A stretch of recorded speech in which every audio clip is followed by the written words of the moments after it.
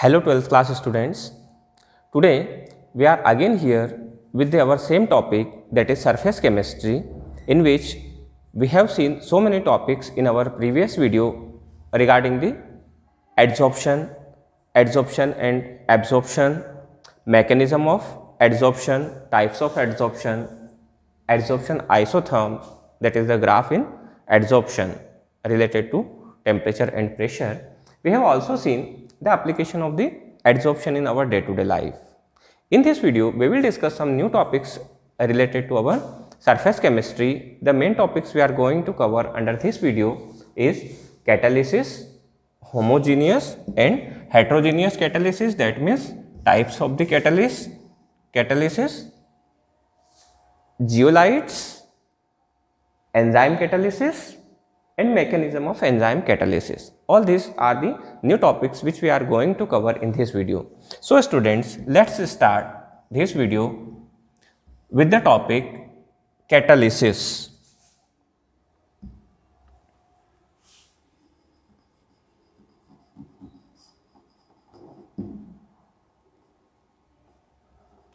Students, you have studied about the catalyst in previous class, that catalysts are the compounds or substances which alters the rate of the reaction.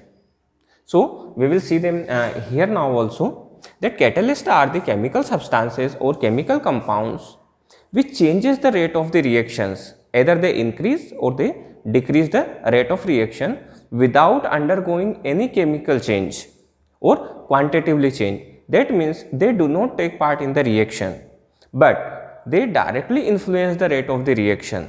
Either they proceed the reaction in forward direction rapidly or they slow down the reaction. So see how they do this and what are the types of the catalyst.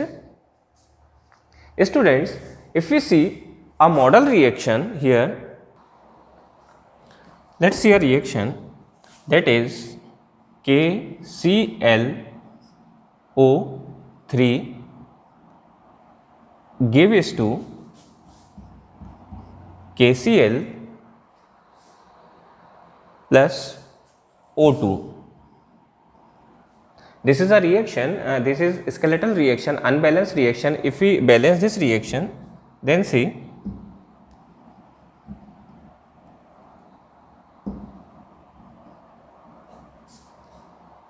here 3 oxygen, here 2 oxygen. So in order to balance the oxygen, we will write here 2. Now 2 potassiums are here, so 2 potassiums and 3 to the 6 oxygens are here, so 3. Now 2 potassium, 2 chlorine, 3 to the 6 oxygen. Now this reaction is balanced, students.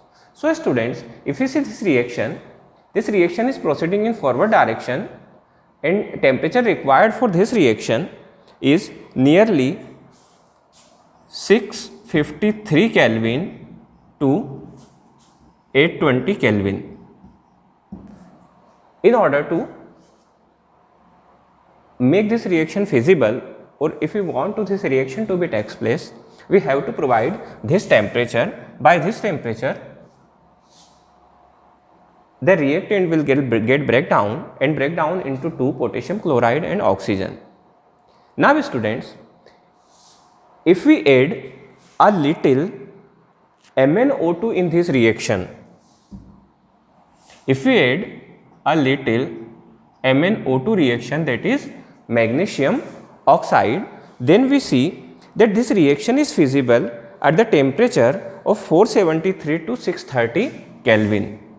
473 to 630 Kelvin. That means the temperature required for the feasibility of the reaction decreased by a remarkable quantity. And students, you see here that MnO2 or manganese dioxide is not taking part in the reaction, but only the presence of this MnO2 altering the rate of the reaction, and its activation energy is down by a remarkable amount. So students, here the MnO2 is acting as a catalyst or catalytic substance. So here again, if you see the definition of the catalyst, that means the substance which alters the rate of reaction without going any chemical or quantitatively change. You can see here that there is no effect of this reaction taking place on the chemical or the quantitative nature of the MnO2. So, this is known as catalyst. First of all, a scientist named Berzelius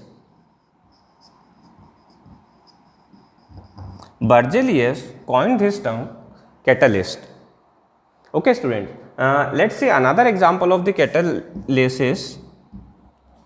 Another reaction you will study a process of formation of the ammonia, that is called Haber process in your later chapter. In Haber process, nitrogen combines with hydrogen to form ammonia, that is NH3. Now students, this reaction is not balanced. In order to make it balanced, we will balance this reaction. Just wait. See, here 3 hydrogens are here and here only 2 hydrogens. So, in order to make the hydrogen balance, we will put 3 here and 2 here. So, 2 nitrogen and 3 to the 6 hydrogen. This reaction is balanced. In this reaction, students, Fe or iron is used as a catalyst. You can see here it is a reversible reaction. By the combination of hydrogen and nitrogen, ammonia is formed. This process is known as Haber's process. We have detailed about this process in our later chapters. So, here presence of iron or Fe make this reaction feasible quite easy. Under low pressure they can combine with each other. So, this Fe or iron here acting as a catalyst. Now, let us see the next topic, that is homogeneous and heterogeneous catalyst. So, student, catalysts are mainly of 2 types, homogeneous and heterogeneous. In lower classes you have studied about the meaning of the homo and hetero. Homo, that means same, and hetero, that means different. Homogeneous, suppose we are taking a skeletal or a model reaction here, that A plus B giving C plus D, and here the X substance, any substance that is X we consider it, is acting as a catalyst. So, students, here if A is in solid form, B is also in solid form, C, that product is forming, is also solid, and D is also in solid state, and the catalyst which we are using, that is X, is also in solid state. That means the state of the reactant, product and catalyst is same. In this condition, the catalysis which takes place is known as homogeneous catalysis. Homogeneous catalysis. Homo, that means same. And same what here? Here the state of the catalyst is same as that of the reactant and product.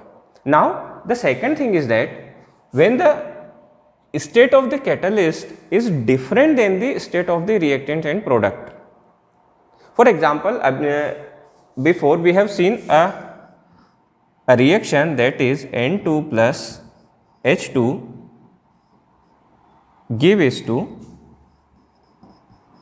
NH3, that is ammonia, and Fe was catalyst. 3 here and 2 here. So, here you can see, students, nitrogen is in gaseous state, hydrogen is in gaseous state, and NH3 ammonia is also in gaseous state, but iron is in solid state. So, the state of the catalyst is different than the state of the reactant and product.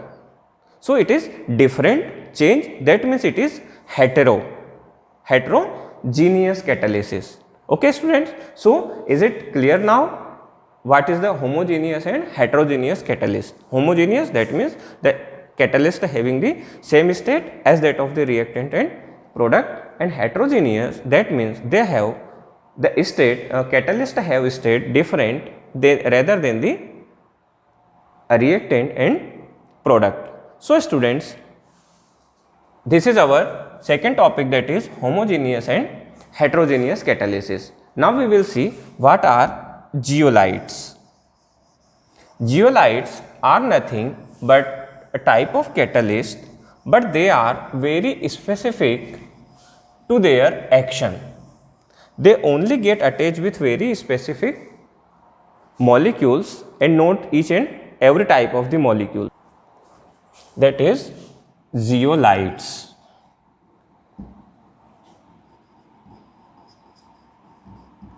Actually students, zeolites are nothing but the type of catalyst or special type of catalyst that only bind to a specific structural units of the compounds only and not each and every type of the substances.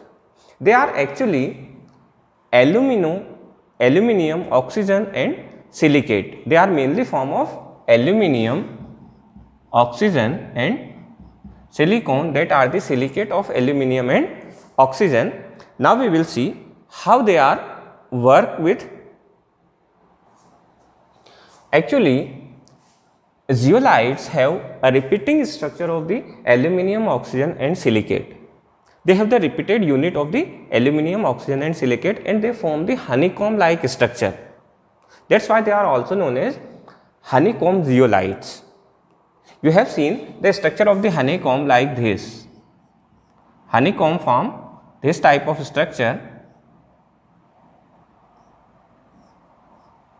These zeolites also do have the same structure, that is why they bind to the specific sites only,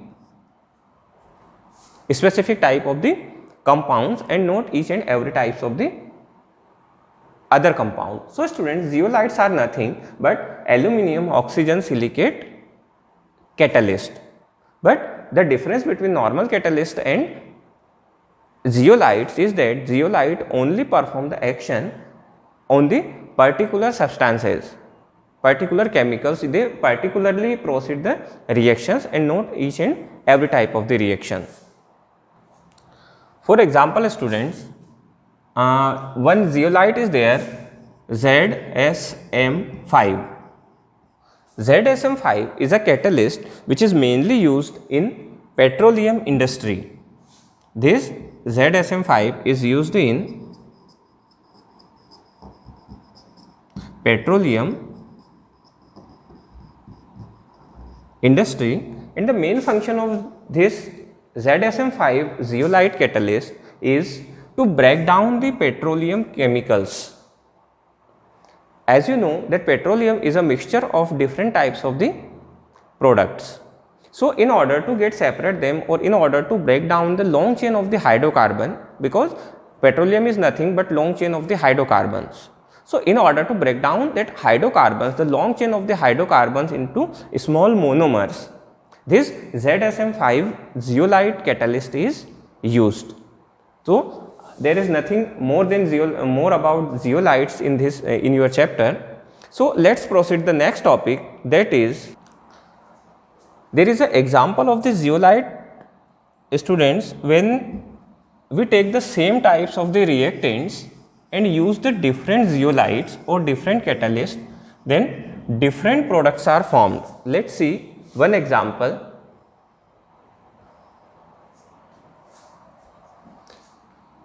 If we make the reaction between carbon oxide and hydrogen, CO plus H2, again CO plus H2 and again CO plus H2, that means our reactants are same. Now if we make them react in presence of different types of the or different catalyst, then what product will form? If first of all we take catalyst, that is nickel, Ni, then we see students here CH4, that is methane gas, and water is formed. H2 here 4 to the 6, that means 3 hydrogen will be here, carbon and oxygen are already balanced in this. So students, if we take the nickel as catalyst, then carbon monoxide reacts with hydrogen to form methane gas and water. But if we take here copper as the catalyst, copper, either copper or zinc oxide, ZnO2, if these catalysts are taken, then CH3OH, that is methyl alcohol is formed, CH3C2 224C and oxygen. Yes student, this reaction is balanced now. So when the catalyst changed, then product will directly change. That means the changing in the catalyst will directly affect the formation of the product. And here students, if we take only copper as catalyst, only copper is taken as catalyst, then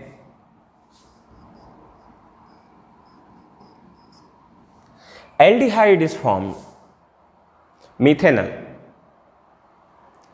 Yeah, methyldehyde is formed. So in these 3 reactions students, you can see here clearly that when there is change of the catalyst and reactants remain same, all the reactants are same, but catalyst change, then we can see here that the products are also get changed, because these are the specifically acting zeolites. Okay students, so these are the example of the catalyst. So students, the next topic is enzyme catalysis, but before understanding the enzyme catalysis, let's see another important topic in this chapter, that is adsorption theory of the catalytic action. So we will understand now adsorption theory of the catalysis.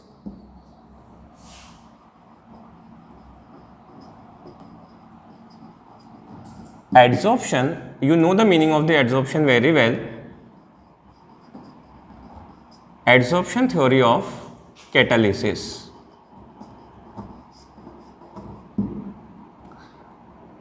This is very simple theory, but it will explain as in detail how the catalysis takes place by diffusion process or by adsorption process. This theory is nothing but there are main 5 to 6 points are there in this theory, on the basis of which we will understand this. The first one is that diffusion.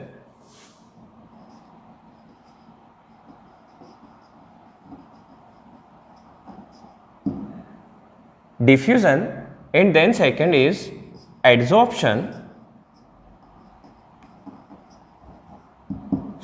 Third one is a reaction. That means when the reaction takes place, we will understand them in detail. Then the fourth one is desorption.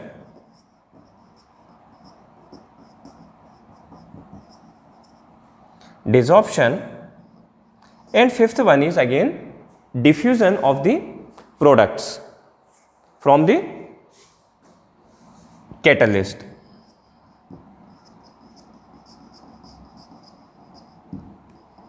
Diffusion of products from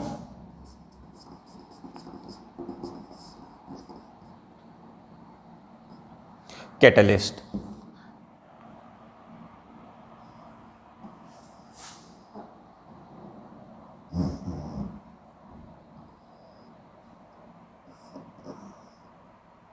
So students, we will see these points one by one, that how these processes takes place in our adsorption theory of the catalysis. First of all, we take one example of a reaction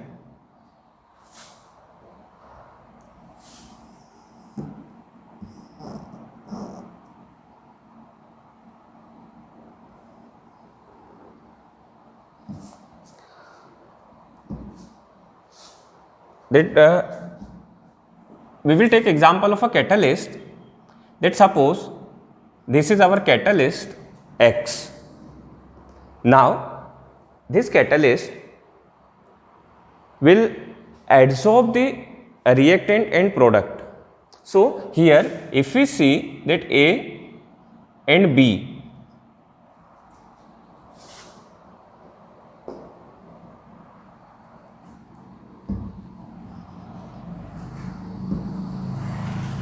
if X is our catalyst and A and B are our reactant and product, so they will get diffuse or they will come in contact with catalyst.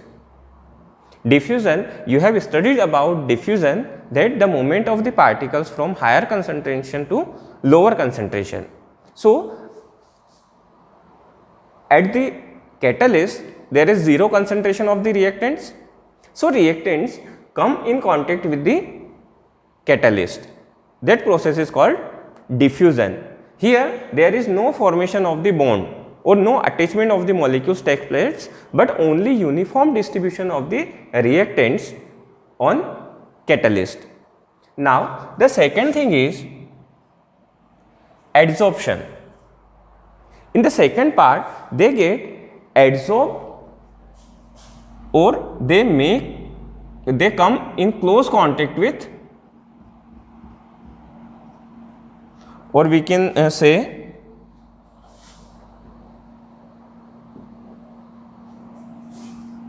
this A and B, they come in contact with our catalyst, that is X. So this is the second step, that is adsorption.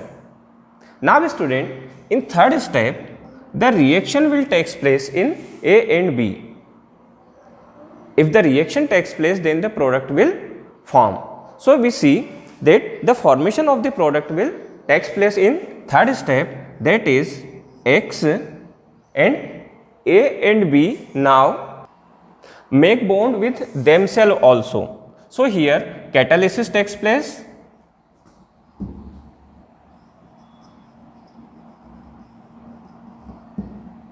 catalysis occur and A, B, but now if the reaction occurred, then A and B will also make the bond with themselves. That means the product is formed. The catalyst completed their action and formed the product. So this is our third step, that is occurrence of a reaction. Occurrence of the reaction. Now the fourth point, that is desorption. We have studied in the beginning of the chapter that desorption is nothing but just opposite to the adsorption. So now in adsorption the molecules of the reactant got attached with the catalyst, and desorption the molecules will be desorpted from the catalyst, that means they will go away. So here again A and B from the catalyst leave the X, but along with the formation of bond between A and B. And in the last step students, that is diffusion of the products away from the catalyst. They will go away from the X in the form of A bond with B, that is in the form of the products. So students, here we see the main 5 steps of the adsorption theory of the catalyst, that is first of all adsorption, first of all diffusion, then adsorption, then reaction, then again desorption, and then diffusion of the products away from the catalyst. So in this way students, a catalyst do not get changed by itself, but in the end of the reaction the X remains in the form of the X without getting changed in either by chemically or by quantitatively. Okay students, so this was our theory of the diffusion or adsorption theory of the catalyst. Now we will see students the next topic, that is enzyme catalyst. So enzyme catalysts are nothing but simple type of catalyst, but these are known as biological catalyst. The reason of telling them biological catalyst is that they only act within the body of the living organisms. Catalysts are simply the chemicals which alter the rate of the reactions, and biological catalysts or enzymes are also catalysts which increase or decrease the rate of the reactions or the biological activities that are taking place inside the body of the living organisms. So students, let's see how this catalyst act on the processes which are takes place inside the human body. For example, if we take the example of the sugar, the chemical formula of sugar is C12H22 and O11. If it combines with water, that is H2O, then they will form C6H12O6 plus C6H12O6, that is glucose. But here an enzyme called invertase, this reaction takes place in the presence of invertase enzyme. In order to get an idea about the biological catalyst or enzyme catalyst, in the suffix of the name of the enzyme ASE come, so we can conclude that this is a enzyme catalyst or biological catalyst by ASE. So students, here in the presence of invertase enzyme, a sugar molecule, that is C12H22O11, get break down into its monomer unit, that is glucose. Now again students, if a catalyst called zymase, if glucose is break down or rearranged in the presence of zymase, then we see that ethyl alcohol is formed. Ethyl alcohol, that is C2H5OH. C2